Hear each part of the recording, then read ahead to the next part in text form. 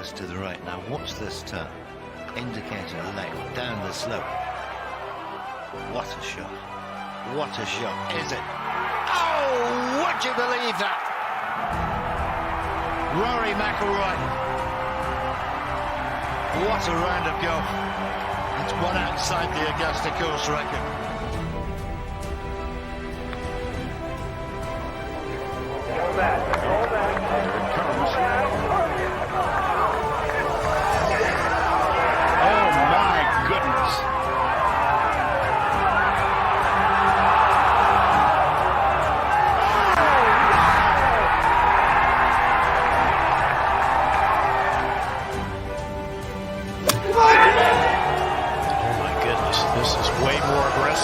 Anticipated. Oh man, what a shot!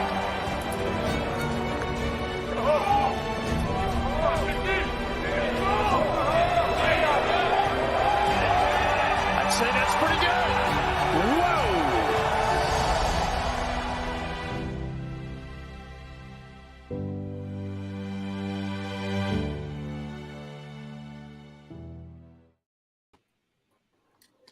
Good evening, golf fans. Welcome back to the Putting for Dough show, where we talk all things golf DFS. And we've landed at the second major of the year. We are heading to New York for the PGA Championship this week.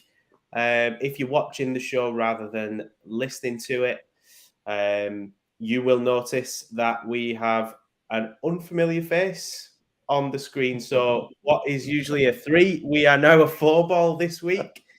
We've got Jack, of course, we've got Mark, and we have an esteemed guest for you this evening. We have Kurt from RunPureSports. Jack, Mark, I'll get you guys out of the way first of all before we move on to the MVP. How are you both doing? Mark, you were absent last week. Good to have you back, of course. Thanks. Big Eurovision week for me last week, as you know. And, That's that 1 minute clocked in Eurovision. Yeah. So, sorry I couldn't make it last week. But yeah, really excited to be back for this week. And I love how it looks off screen with 4, cameras on it. It looks fantastic. Very pleasing. Yeah. Well, normally it's just 2, Mark. So Nick's not normally here. So. Yeah. Kurt, you're so honoured that Nick actually turned up. You should be. Who all's been missing? Yeah. I thought you were in the water. You're lucky to be here. Indeed. Jack, good week? Yeah, a week off really from golf, DFS and betting. I went very light. I despise TPC Craig Ranch. It's the worst golf course on the PGA Tour for me. But that's another pod for a different day. And yeah, I'm excited for tonight. I'm really looking forward to having Kurt on and talking PGA Championship and a proper golf course, proper test this week. Can't wait for this event. Kurt, you're looking the part. You are definitely the most professional out of us all. You've got your nice... Said no one ever. Follow on. You've got the PGA screens in the background. I love that. But we'll see how long the show goes. But I'm sure I'll take that back by the end of it. I'll probably be... I'm going to try not to cuss my best ability. I'm going to try not to show my nipples on here or anything like that. It's hard. It's hard for me. But anyways, I'm against Jack. I think, obviously, I don't want Birdie Fest every week. That's miserable. I also don't want courses like this every week. I like both. I think you can find, I like the balance. I'm like Thanos. Perfect balance is what I want. I want there to be courses in the middle. I want there to be Birdie Fest. Because, this Birdie Fest, guys, not everyone can win here at this tournament. What we got? 15 guys can probably win, 16 maybe. And then how many people can win Craig Ranch? Anyone, freaking Marty Dow could win Craig Ranch. That's why I like it. It gives some of those guys a chance. Marty Dow ain't going to win a tour event right now, bro. There's no chance. But, TPC could have. So I think there's good balance. The hair's always on point. Put on the play right before. Hopefully it stays up. By the way, I think that's the first time anyone's ever said the word nipples on this show. Which, to be honest with you, considering how long it's been going, I'm quite surprised. Oh, that's good. That's good. But how Mark did you- normally gives me that death stare through the camera at some point. Yeah. don't you, Marcus? Tell us a little bit about yourself, because there'll be definitely viewers who are seeing you for the first time this evening. Give us a bit of background. The floor is yours. All right, so started at RPS 2 years ago. Didn't start off doing golf content, but the summer rolled around. I do NBA Summer League because my focus is mostly basketball. I played football, so I have a football background, so that's fine. But I really like basketball is my most profitable. And then I needed a summer sport because I don't really like MLB that much. I like it because it's a good bankroll builder, but I feel like I never have a sweat. I'm always just like man catching.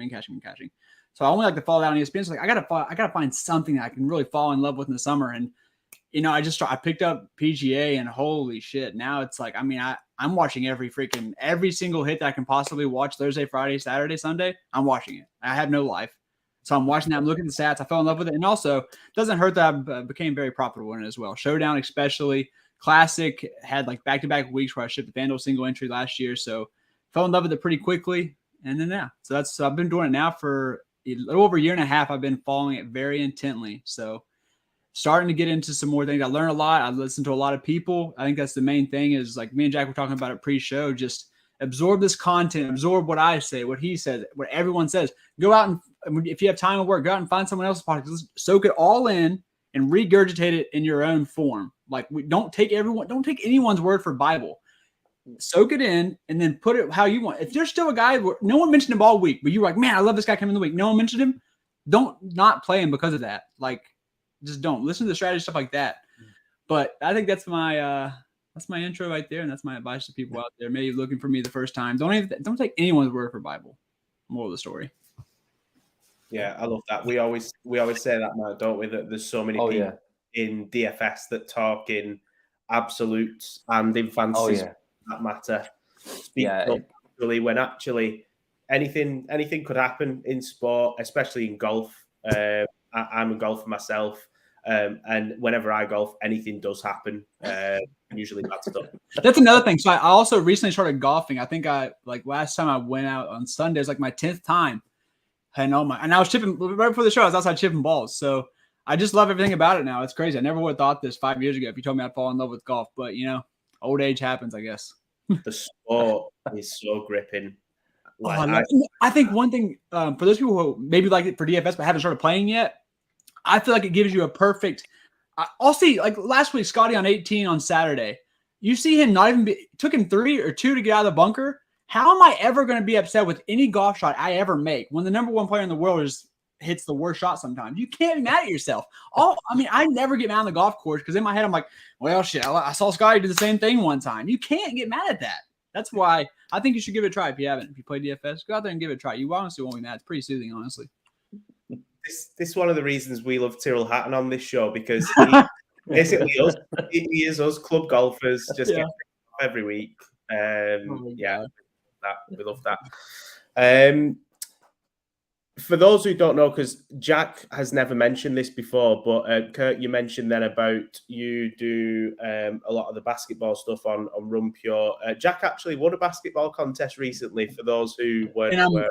I'm mad at you guys because have you not gave it a try after he shipped it? You didn't give. I've not seen you in the chat or nothing. I'm not heard Jack. You don't give it a try yet. I mean, hey, it's so fun, man. Especially if you're like kind of free in the middle of the day, or you have a job where you can just like watch the games. EuroLeague is super fun. If you like 90s NBA, it's very similar to like 90s NBA and a lot of parity. There's a lot of frustrations because the rotations are not always consistent. But give EuroLeague golf a try. It's pretty fun. But Olympic basketball, NBA, all kinds of basketball, any kind of basketball DFS you can think of. We got Summer League coming up. I do it. I love it. I think those niche sports are really key for not only bankroll building, but like bankroll popping weeks for those niche sports. Soccer's semi-niche, I guess, but soccer's kind of mainstream now. But maybe like Bundesliga or some shit. Find you one niche sport and give it a try. And stay with it. Mine is definitely EuroLeague now. The only thing annoying about EuroLeague is... I love it, man. I love the EuroLeague fan. Kevin's Havana Haywire. Kevin's he's one of our EuroLeague guys, and it's nice to have him in the chat. He's always posting the scores for us. We got a good little tight-knit EuroLeague family. It's the best. we do the Discord chat on RunPure for the EuroLeague. It's so great. fun. Like It's a different Kurt world said. too. There's like I'd say 95% of the people never even set foot in there, so we just can do we'll legit. We don't care what we say. I'm just glad that other coordinators don't go in there and see some of the shit that I'm saying. I'll say that. The only thing I hate about EuroLeague is the lineups don't come out until like 5 minutes before kickoff, and it's like you're like scrambling. Did you say It's not kickoff, bad for Jack? me. Like an hour before. Jack, It's did not you say too bad for me kickoff? with You a single did. entry, but then like Kurt there has got like 10 lineups in there. That would drive me insane. Like, so. Oh, that's the best. Yeah, I've definitely been dealt with a guy that I would only play if he started and he'd not started. I'm like, oh, well, there goes $15 I'll never see again. Jack and Kurt, I know you guys have spoken previously about how you approach golf DFS differently.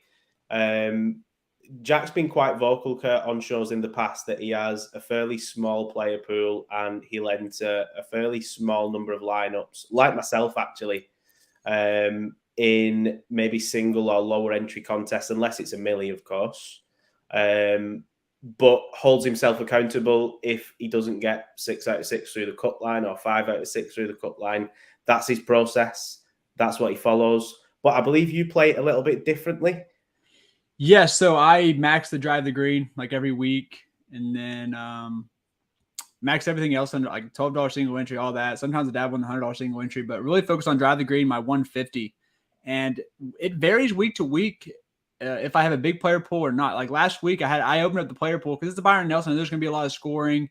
I opened it up to like 39 players, and it hurts because if I would have just cut out 2 guys in 7K range and bumped up to Palmer, who is my favorite 7K play, I probably would have had a top 50, possibly a sweat. So yeah, I think I want Jack. So I'm keeping it very, very tight this week for the 150. I will say that. I'm definitely going to be below 30 players.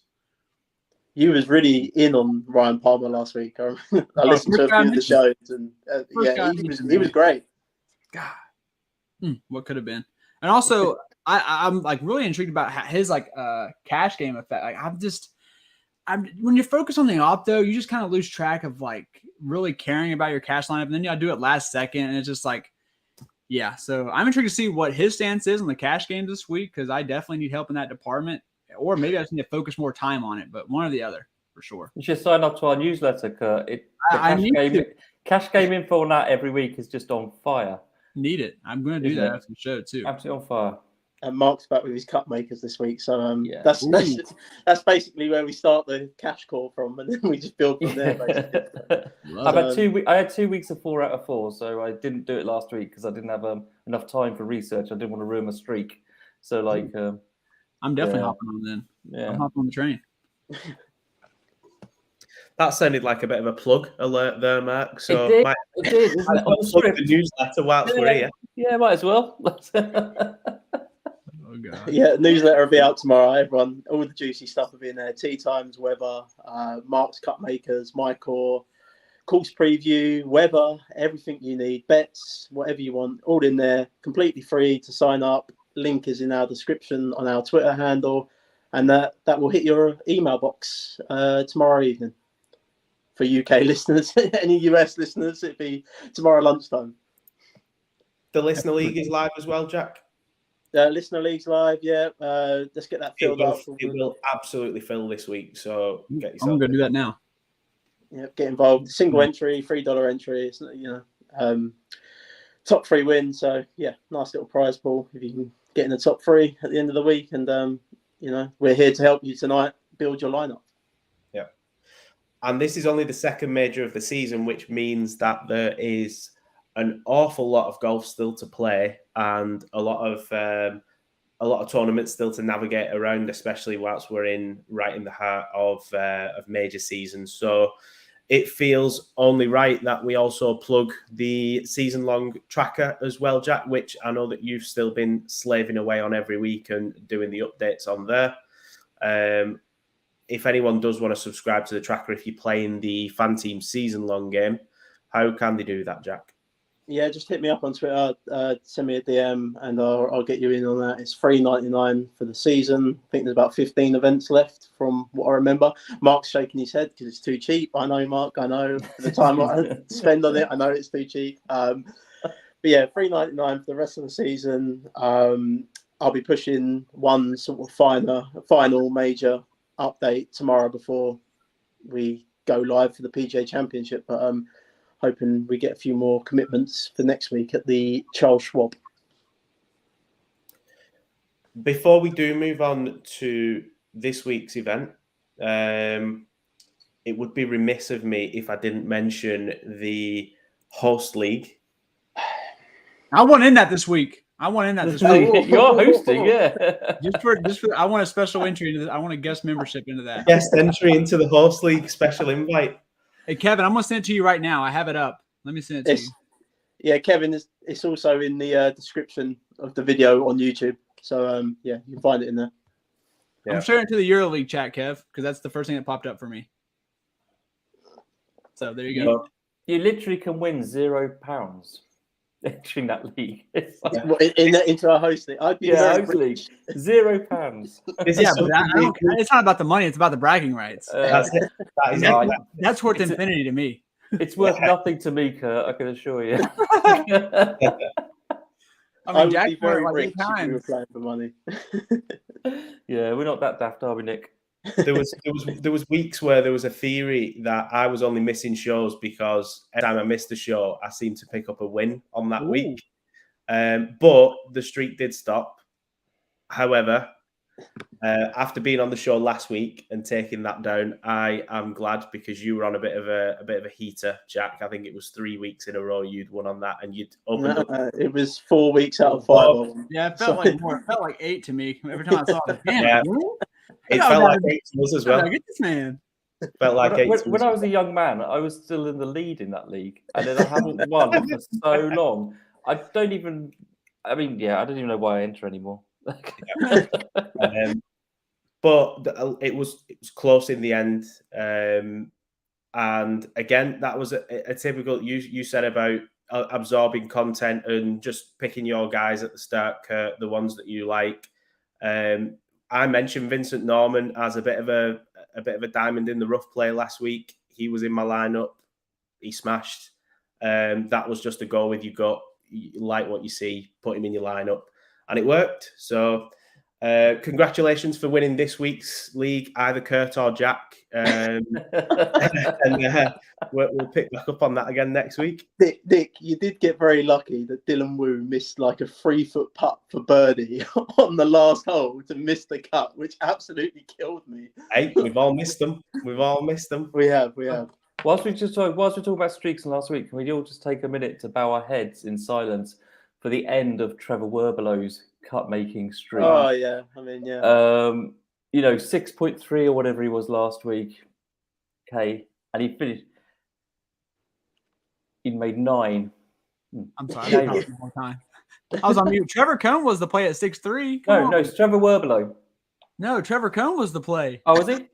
Okay, we can't remember the price. Anyway. No, I'm just. He was like 6. He was 6'3". I had like 10% of him in my player. Yeah, no. Anyway, Werbelow was it 9 cuts in a row, Jack? Or something? 9? Yeah. Trevor Werbelow had made 9 cuts in a row. Yeah, I played him, and he was still under 7K.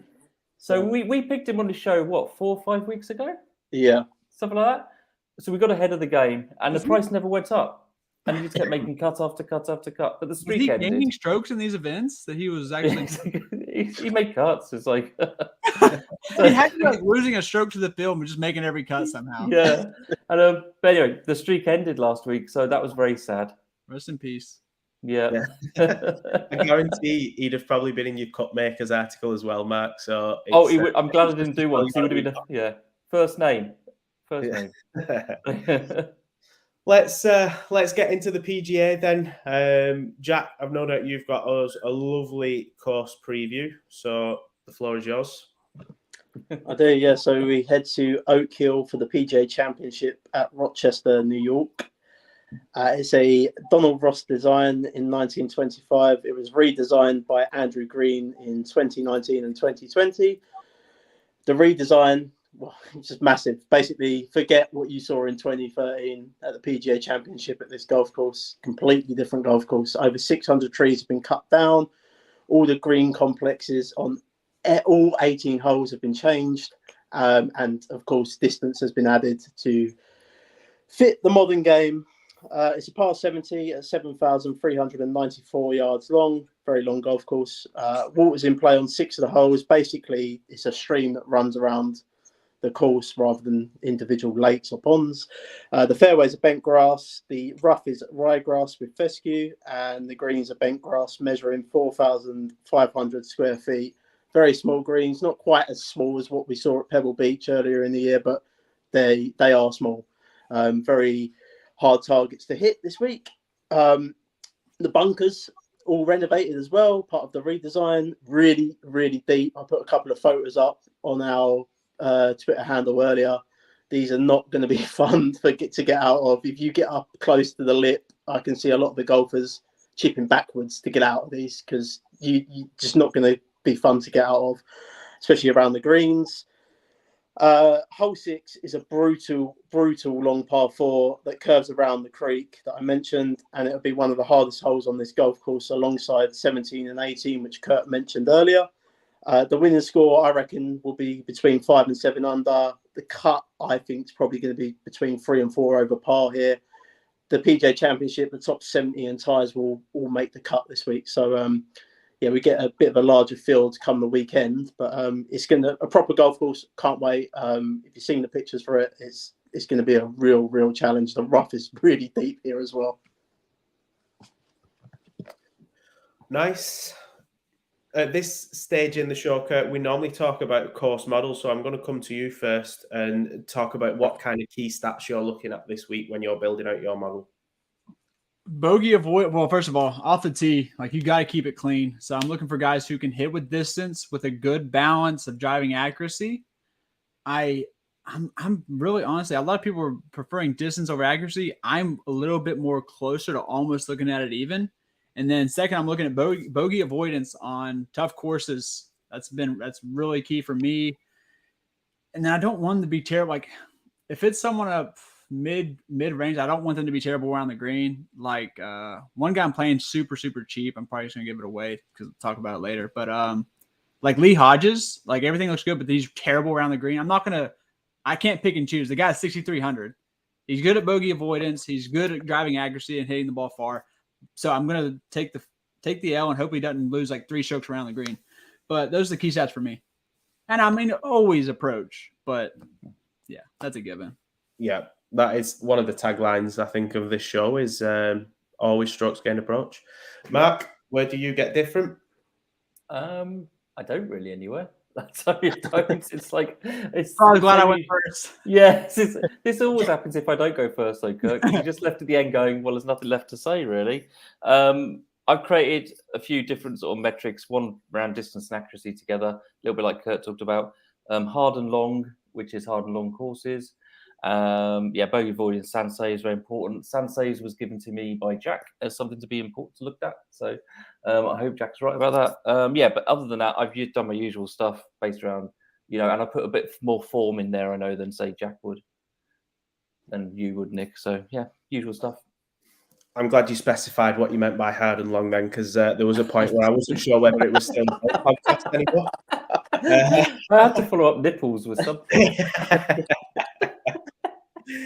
Jack, lastly, not as big of a model as I normally have here, but similar to the guys, I'm looking at driving distance, accuracy, strokes gained approach. I'm looking at the proximity buckets of 175 to 200 and 200 plus yards. There's going to be a lot of long second shots into these par 4s, especially. Strokes gained around the green, I think that's going to be pretty critical around here. These green complexes, the elevation changes on them. Sand saves, as Mark mentioned. Strokes gained putting on bent grass. And strokes gained total in difficult scoring conditions. The comp courses I was looking at is obviously Oak Hill itself, Bethpage Black, and I'm looking at Torrey Pines South. If you actually look at the course layout here, it's very similar. It does remind me of Torrey Pines. It's quite open. You can probably get a bit wayward with your shots here and not be punished as long as you're pretty long. But yeah, that's it really for me. Smaller model than what I normally have. Obviously, it's all over 32 rounds, and all my strokes gained are weighted strokes gained as well. So yeah, that's what I'm looking at. Nice. Well, I'm not going to go over the ground that we've covered there because that's pretty much all the kind of things that are in my model as well. So let's get into it. Let's have a look at the players that we've got in the field this week. And let's start building some of these lineups. So we'll have a look at the 10K range and above first of all. So we've got John Ram at 11,400, closely followed by Scotty Scheffler at 11,200, and then we've got Rory at 10.7, Colin Morikawa at 10.3, and Brooks Koepka at 10,100. I will come back to you first, Jack. I've no doubt this will become a bit of an open table debate, but give me your golfer this week from this range. It's really easy for me. I'm just going to play John Rahm in cash. Don't care what the ownership is in cash. Just he's the best player in the world. I love him. He's just great. I think he'll win again. I think he'll win this championship personally. Got the distance, got the all-round game to do it. Number one player in my model this week.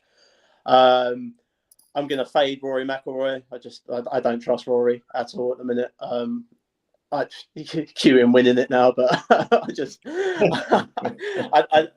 going to completely fade him. I know what his record's like at PGA Championships and in majors in general, but he burned me at the Masters. He was terrible at Wells Fargo on a course that he likes. So yeah, there's something up with him. He keeps changing clubs within his bag. The putter's been changed numerous times this year. The driver, there's something completely up with his game at the minute. So complete fade on Rory for me.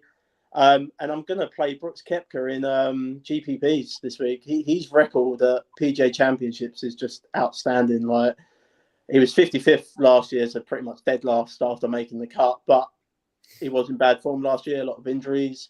Second in 2021, 29th in 2020, and then 2019 and 2018, he won the PGA Championship. Obviously, it's on different golf courses, but similar sort of setups now with the PGA Championships. They make them long and hard tracks to beat.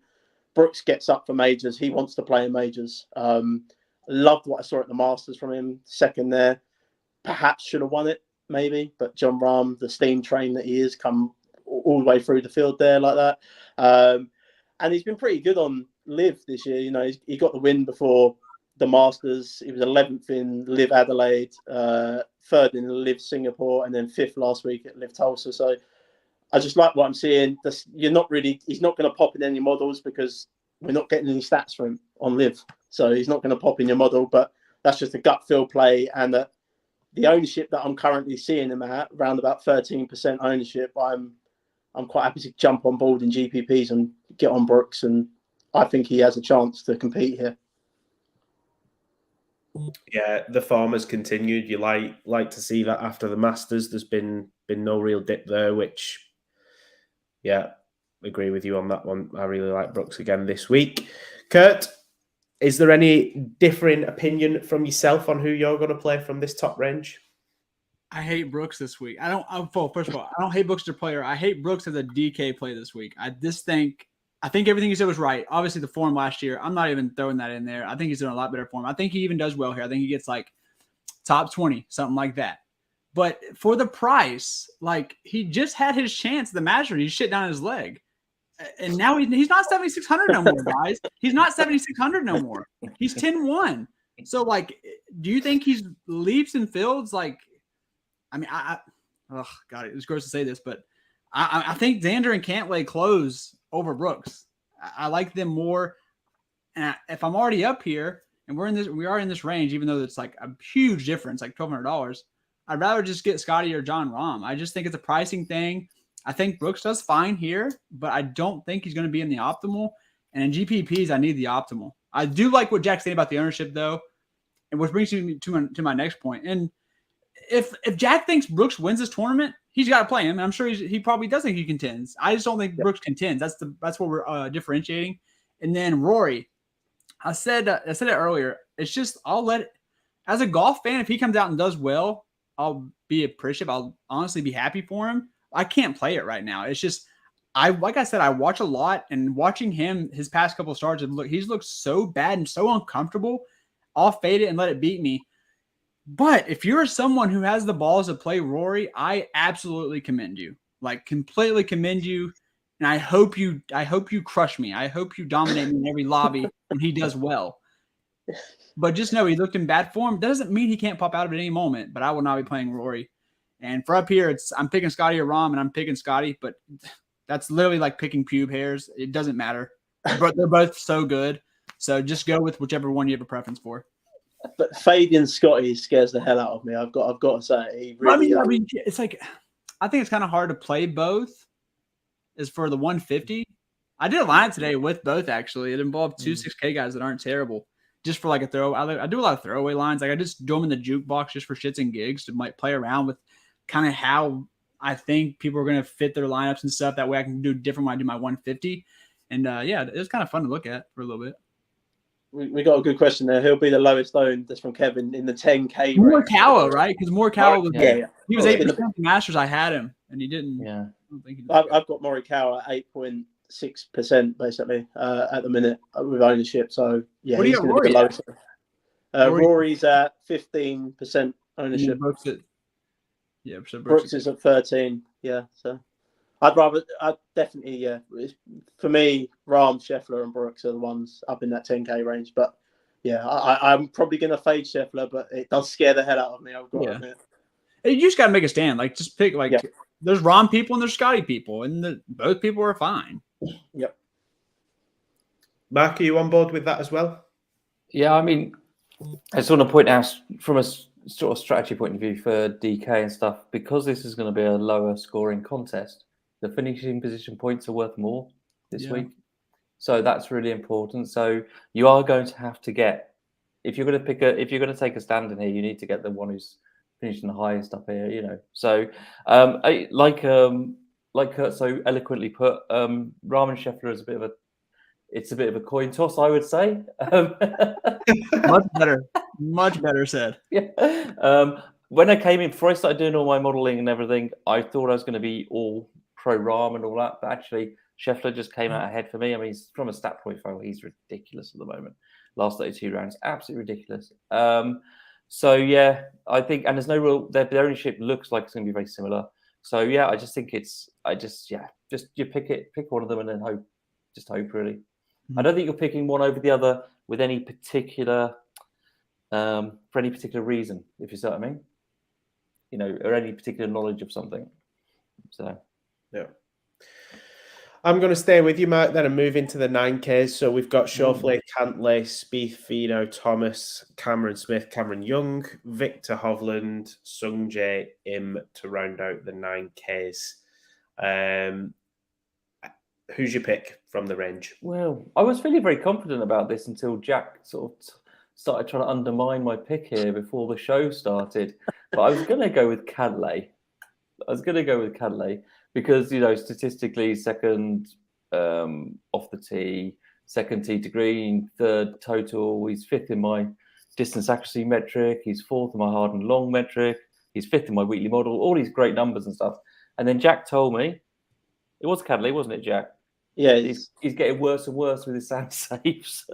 He is. No, seriously, there's a concern. He's really bad out the sand, and he was really bad out the sand early on in his career, and it's sort of coming back to bite him now again. That scares the hell out of me around here. I like that. That's a good find. What about? I'm sorry, Mark. I don't want to mean to interrupt, but what's Xander's? What sand saves? Yeah. Let me have a look. Keep he's talking. 48th at the moment. He's 48th last. I can live with that. So anyway, the point of the conversation was, and then I said to Jack, well, I'm interested at this ownership in Jordan Spieth, just because he's Jordan Spieth and he's projected to be 5%. And then Jack said, oh, no, you can't play Jordan Spieth either. So long and short, Nick, I've got nobody left in 9K to range to talk about. I'll reverse the order then and come back to you, Kurt. This is definitely random. I'm going to have to make some cuts, but I'll give you my raw thoughts on guys. Xander and Cantlay, I'm just the butt buddies. I like them both. Probably going to end up having both in the pool, but I do like Xander more. I feel like he's due for a big win soon-ish. Cantlay, I'm a little bit scared on the sand saves thing, but hoping that doesn't bite me too bad. And then like Tony, I really like Cameron Young. I'm going to put these in order after I'm done here.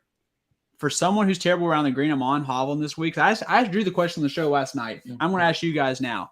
If I told you that the event's over, I can tell you one thing about the event. Victor Hovland gained, let's say, 0.75 strokes around the green. Where would you all think he finished up in the tournament? He gained almost a full stroke around the green. He's winning, isn't he?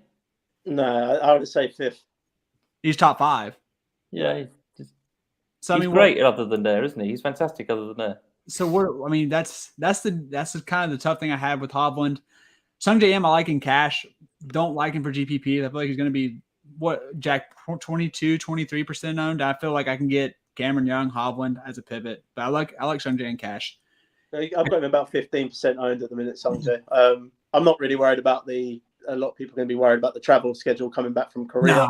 No, I'm not. That's not what I'm worried about. I'm not particularly worried about that. He won that event as well in Korea. All these golfers fly private anyway. So I'm not worried about him having jet lag or anything like that. I'm just more worried about the fact that he's played way too much golf for my liking. He's playing way too much. And this is a mentally draining course too, so you got to wonder if it's just like God.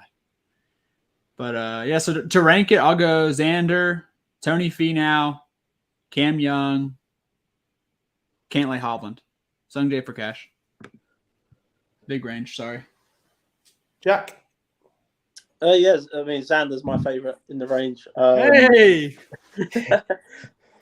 I think John Rahm and Xander are going to be my cash locks ready this week, to be honest. Just going to lock both of them. Xander's green across the board. Just gaining strokes everywhere, which I like to see. His recent form coming into this is just great. 2nd, 4th, 10th, 5th. Definitely got over that injury that he had at the start of the year. He had that withdrawal, didn't he, from the Tournament of Champions there. Recent PGA events have been pretty decent as well. 13th last year. He missed the cut in 2021, but 10th, 16th, and 35th before that. So, yeah, I like everything about Xander. Green across the board, like I say. He is coming in high. He's coming in at the highest owned in this range at the minute. But, I don't care for cash. I'm just going to lock him in with Rahm and go down the board and build from there, basically. Fair enough. Let's have a look at the 8K range then. So we've got Jason Day, fresh off a win. Dustin Johnson, Max Homer, Hideki Matsuyama, show favourite Tyrrell Hatton, who I no doubt will love this course. Matt Fitzpatrick, Shane Lowry, Sam Burns, Saeed Thigala, Tom Kim, and Tommy Fleetwood. Kurt, I'm going to come to you first this time for your pick. All right, so here's why I don't like Brooks. Now, obviously, Dustin's not 7,600, but this majors version of Brooks, the Masters, coming off the win in Orlando, underpriced. That's Dustin Johnson this week, 8,800.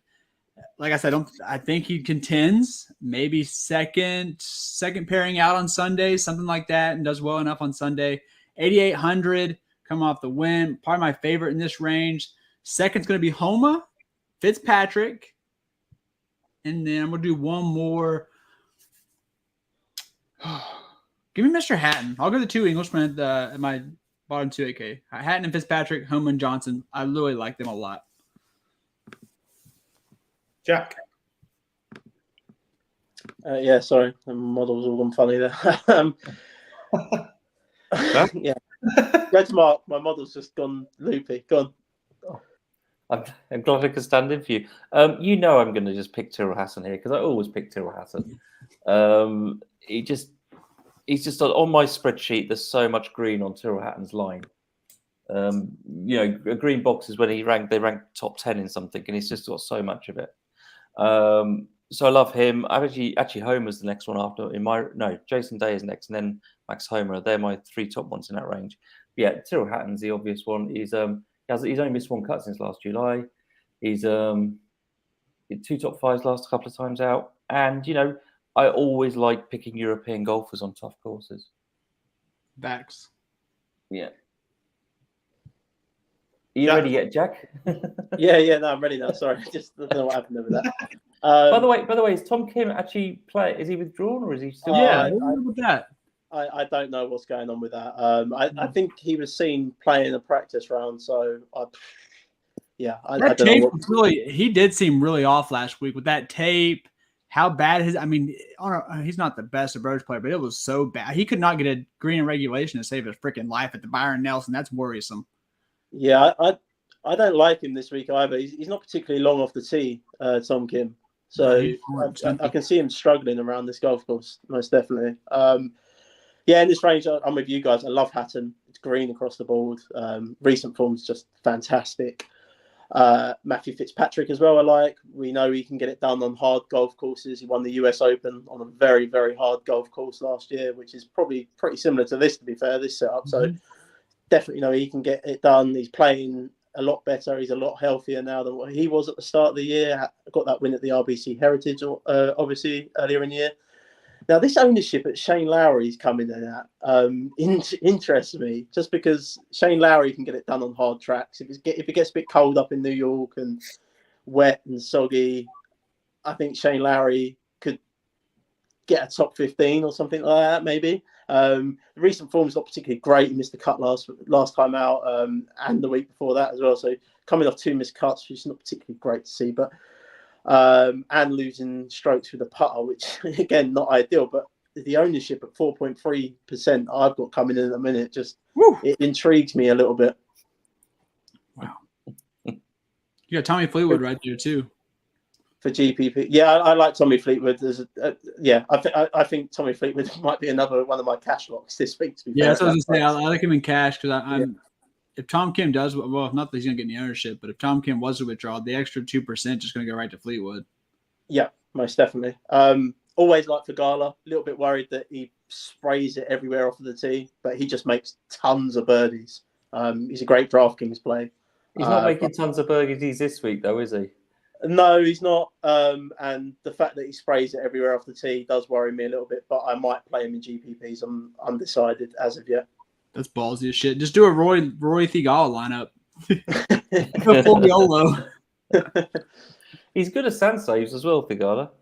Yeah, he is. Yeah, it's like I was literally just thinking Thigala, because he's in his range, is like normally every week on the show we say pick players like Thigala because of the DraftKings points they score. But I was just thinking do not play him this week and then use Jack to play him. So there you go. It'll be interesting to see. 7Ks, as always, it's a big list, this one, so I am not going to rhyme them all off. But I've no doubt, Jack, you're going to give me about 15 golfers that you like here, so I will come back to you in this 7K range. So go on. Okay, love Joaquin Niemann, playing better on Live at the minute, coming off back-to-back top 10s at Live, for whatever that means. But he got a top 20 at the Masters as well earlier in the year, which was nice to see. Recent PGA form is pretty decent as well. Obviously won the Genesis last year on a very hard track as well. So he can get it done on hard tracks. Again, I've got no stats really to work with Niemann here because he's playing on Live so much now and he's not really going to pop in my model. But he's someone I really like at that price range and the ownership, 7% at the minute I've got. So I like that ownership. Love Taylor Moore. Very, very good form. Obviously got the win earlier in the year at the Valspar Championship. Green across the ball, bombs it off the tee, which I like to see around here. Again, the ownership's great. Justin Rose, I like. Nick, you weren't wrong. I'm just going to reel off about this thing. I love Justin Rose. Justin Rose is brilliant at PGA Championships normally. I don't think he's missed a cut at PGA Championships in 11 years or something like that. It's something ridiculous for Justin Rose. So, yeah, like him, gets it done on hard tracks. I like Patrick Reed. Just, I'm a rebel like Patrick Reed. He's just someone who can get it done. He's very good around the green. Obviously won the Masters in the past. Come fourth this year at the Masters. Recent Live form has been pretty decent as well. So he's coming in pretty hot. Ricky Fowler down here. I mean, wasn't he more expensive than Cameron Young a few weeks ago? Yeah. Yeah, it was. And now, why is Cameron Young like 2,000 more than him this week? I don't understand that. Because Ricky Fowler's in much better form than Cameron Young is at the minute. I think Ricky Fowler will probably be a cash lock for me this week. I'll try and get him in a cash build this week, which probably won't leave me a lot left with the way I'm building my team at the minute. But yeah, like Ricky Fowler in that range, Wyndham Clark. I'm going to play Bryson in GPPs because I'm an absolute rebel, and it's a distance thing with Bryson. I've seen him tear apart golf courses like this in the past, so definitely going to play him at that ownership. Denny McCarthy, because if it turns into a bit of a, you need to save. You need to basically one putt to make par. Denny McCarthy can do that. He's so hot with a putter. We know that. Probably it really for me in this range. Harris English maybe as well. I'll let the other guys before I keep going on about it. Yeah, for Kurt. So I am on a lot of the same guys. So I'm just going to actually rank it. I'm going to go top 7K, like 7.5 and above. Going to go Patrick Reed, love Patrick Reed, Taylor Moore. And then I'm going to go Keegan for the Northeast ties and just the tough track, off the tee, all that stuff. Justin Rose. And obviously I don't mind Ricky. I think Ricky's a great cash play, but can't play them all here. So that's how I'd rank them. And Wyndham Clark, another guy, like, it's so good to be true. He's been so good this year. But I got to get kind of different GPPs. But yeah, this 7K range, you're probably just going to run and rotate like Clark, Fowler, Keegan. Those are the guys you're going to rotate in cash. Just pick your poison. And then one thing about Taylor Moore is that Valspar is not an easy course. So him getting the win there, I mean, the guy is not a mental midget. So I like that he's coming in. As of right now, I think he's getting, 7%-ish, Jack? That's tasty. I think that just has more to do with how people are building and them having a low 7K guy to need, not 7.8. So that makes me like Taylor Moore even more. Down low, I really like Power and Keith Mitchell here. And then Siwoo Kim and Gary Woodland.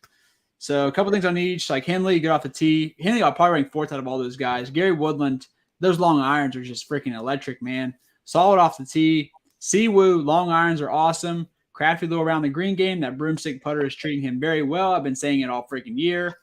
7,100, I love it. Keith Mitchell off the tee is awesome. So it's, like you said, it's just a very, very loaded range. Whew. Yeah, feels like that's a mouthful. Mark, mop it up. Oh, Ricky's definitely my favourite there.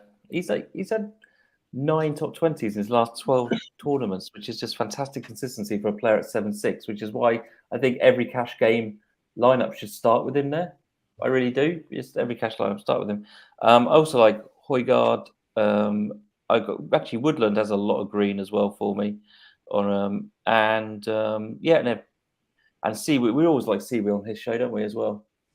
We just, I don't know. He's been great. He's been so good for us this year, generally speaking. So yeah, nothing else to add. Very highly owned at the minute, Siwoo. Is he? No, fade. I didn't know how high he was getting. Fade. I'll take Seamus 11%. Yeah, 11% at the moment. I think it's because it's easy, isn't it? It's probably where most people are falling with their last guy. Because Gary Woodland and Keith Mitchell are also quite highly owned, all at the same price. So I think it's just to do with roster construction as much as anything. What's Seamus coming in for you guys? And do you like Seamus? Because I love Seamus this week. I like Seamus. What price is he? 7,000 on the dot. Yeah, there we go. I've got him at 5.2. Oh God, that's so tasty. Oh my Lord. Yeah. You're not going to play Phil Mickelson above him then? I went against everything that I am as a man, and I played Phil and Liv last week, and he was the worst player in my lineup. I was so pissed. God, freaking stupid Phil, dude. I hope he legit is dead last this week. You know he's winning, right? Oh my God! If he makes the cut, I'm gonna be pissed.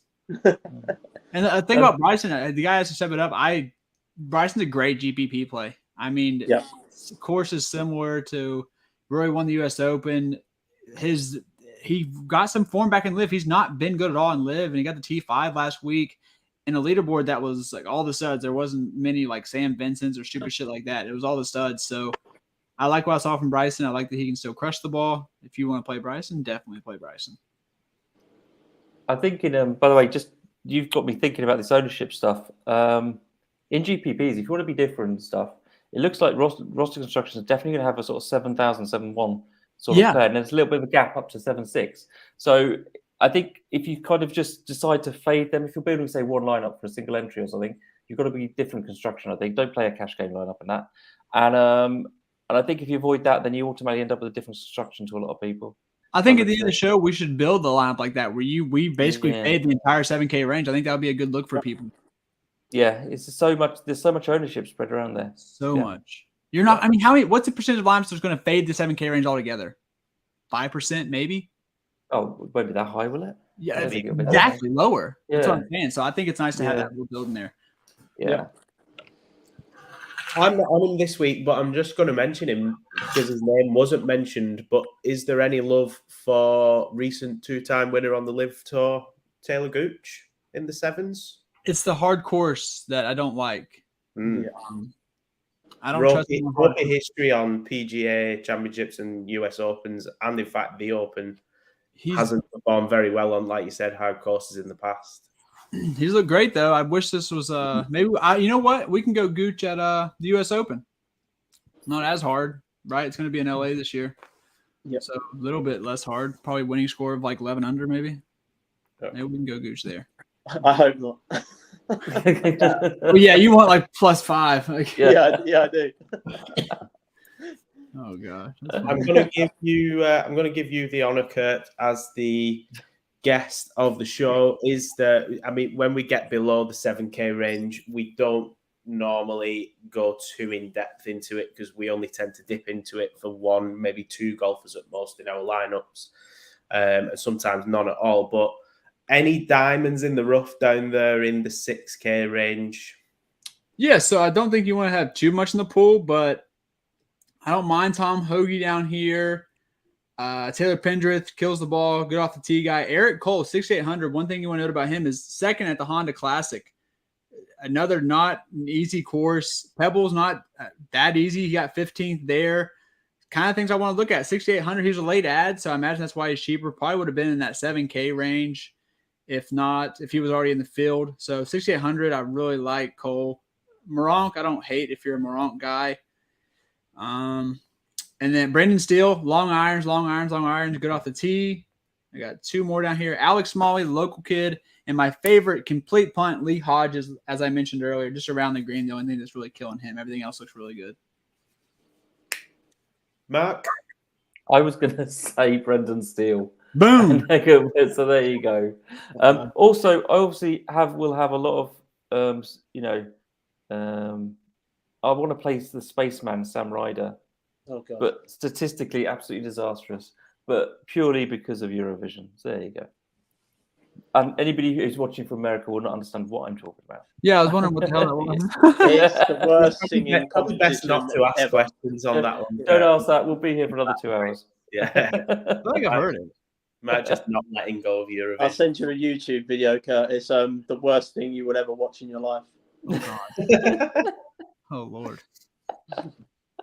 Unless it's Israel, in which case maybe not. Yeah. Jack, I know that there's a name down here that you like. Yeah, no, I agree with Kurt on Eric Cole. Quite like Eric Cole this week. I like Harold Varner. Again, no sort of stats to work with, but fourth last week at Live Tulsa. I like 6-6. I think it's a great price at 6-6. Done what he made the cut at the Masters, didn't he? Finished 29th at the Masters. Every PGA championship that he's played in the last 4 years, he's made the cut. Nothing special. Best finish has been a tied 29th, but down at this range, that's kind of all we really need him to do is make the cut and get a top 30 finish, really. And I love that price range that we're getting on him this week. That's my favorite golfer before he left for Live. That's just funny why you mentioned that. He was literally my favorite PGA golfer before he left. Yeah, I like Harold Varner. Yeah, it's a shame. We've played him a lot, haven't we? We have, yeah. Yeah, over the years. I've only just realised how much he looks like Daniel Cormier. He looks a lot like Daniel Cormier. Yeah, he does. Striking resemblance. Probably never been in the same room as each other.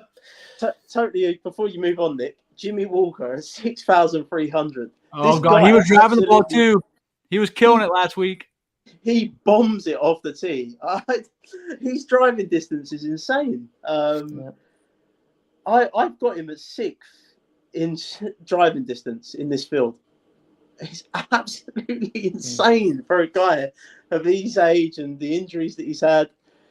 And do you know, Nick, that he's won a major championship in the last 10 years and Rory hasn't? So You know what? He's on the Padraig Harrington HGH. That's what's going on. I don't mind Paddy the Baddie this week either, actually. So oh my God, he's that swing speed, baby, at the age of like 70. exactly, yeah. Yeah, if you're really desperate, Jimmy Walker, I don't think's a bad play down there. I actually don't hate that, even though he cost me a lot of money last week. Let's put a couple of lineups together then. Can we do a Ram and Scheffler lineup? Let's see what we end up with. I think this will be the range that we fade the 8Ks. So let's do me, Mark. I think we all like Steele, right? Yeah. Yeah. Okay, so let's do Steele Varner in there and then see what we have. And in the chat, they like Steele as well. There we go. Yeah. Love Steele. Steele and Varner takes us up to 7-1. 7-3, isn't it? What about Woodland? Could go Woodland. Could also go Seamus Power. Yeah, I mean that's not terrible. I would rather do like a 9K guy, and that way you can get another. Oh wait, we're trying now. We wanted to fade the 7K range, so yeah, take out You can't do the fade. You can't really fade 7K on this one though. Oh, exactly. You're So 4 6Ks, aren't you? So you need to do a different type of lineup with the 7Ks. You'd have to fade the 10s, wouldn't you? If you fade the 7s, I think. Well, we've gone in the 9s if you want to try and fade that 7s. We've gone literally the two most expensive guys there. Yeah. So if we come straight down into the 9s and put X in. Yeah, that's what I was gonna say. Snowflake, yeah. By the way, Nick, has Cam Young got a picture yet? Cam Young does have a picture. Oh, nice. Okay. He better. He's about to win this tournament this week. I'd hope so. Yeah. Well, he didn't have a picture for a long time, did he? Yeah, that was he fixed the short game. I'm telling you. I was just thinking, if H3 still has a picture there. If Cam Young didn't, then I'd be a little bit. There are some golfers that don't. Tom Kim still doesn't have a picture. So yeah. Kevin's got a non-golf related question for me at the end of the show. Sure. Is he asking you out on a date? That sounds spicy. So we put X in this. Should we stick Vic in? I think Kurt, you like Vic, didn't you, this week? Yeah, I like him as well. If we are fading the 7Ks, might as well go ahead and do another 6K because you're gonna need. You're gonna stick have Varner in this lineup. Then I'd say that's 6-6. Just do the same thing. Do Varner Steele again and see what we have. Yeah. Varner, Steele, 8-9 that leaves you with. Fit their Hatton. Yeah. Hatton and Cam Young. Cam Young. It's destiny. It's destiny. Look at that. Oh no! I got Cam Young has. Oh, he's cost me so much money. But yeah, so that's just like we said, what 2% maybe are going to fit the entire 7K range. Yeah. It just makes you so freaking unique and you kind of just put up the scenarios in your head. X wins the tournament, Vic gets top 5, Hatton's top 8, and everyone else is like top 30. If you went to the 150 Kurt, but if you're entering 20s and stuff, I'd be quite happy to build 20 lineups where I just faded all the 7s. Yeah, oh my god! And then if everyone the 7 that would be pretty good. If it played out how you want, you would legit be making so much money if it played out the way that you needed to. I like that. Yeah. Spicy. Cool. I think we'll leave the lineups there. Gentlemen, it's been an absolute blast. Jack, where can the listeners find you on the socials? Yeah, you can find me on the Twitter machine at Jack Humphrey DFS. Newsletter will be out tomorrow for everyone. So, make sure you sign up. Get in the Listener League as well. Let's get that filled. I'm in it. Send it to my dad, too. Nice. There's a free roll as well this week. Did we mention there's a free roll for UK and Europe players? There is a free roll. Yeah, you're right. Yeah, go to the DK UK account to find that out. They've been really good to us recently over here. Okay. Oh, there you go. There's Here's Kevin's the question. question. Yeah, quite happy. Better than what we've had. Put it that way. So I won't say no more. Again, another podcast for a different day. I think got somebody new being announced. Pochettino is going to be the new Chelsea manager. Oh, yeah, 5th place. Here you go. It's like I'll take it. It's better.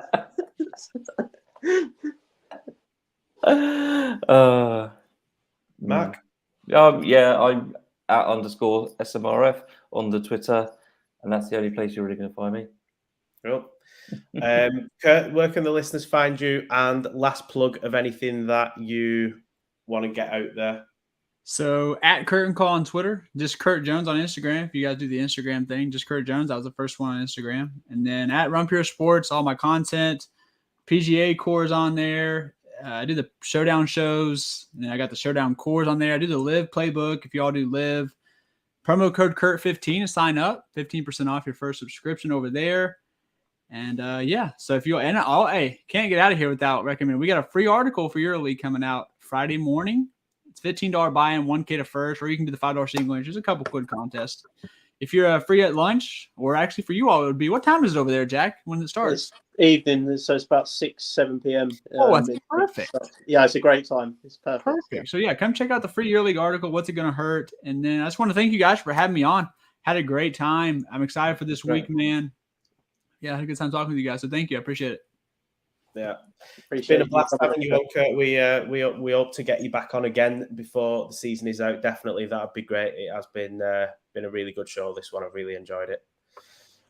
And one of the, do you know what? I am going to start playing EuroLeague, but I'm worried because it's another sport at a watchable time, and I'm probably heading for a divorce at this stage. If I add any more sport to my life, you tell it. Be over. You look over and you say, "I just turned $15 into $1,000," and she'll be like, "Okay, I'm back in." She'll like it. You're not keeping the $1,000 then, Nick, either. You're not keeping yeah. That's the catch right there. You don't get to actually keep the money. You can find me at Nick of Wigan. Thanks very much for anyone that's watched or tuned in. Once again, subscribe to the newsletter. That will be in the inboxes tomorrow. And we'll sign off, as we always do, with a see you next Tuesday. Ta-ta.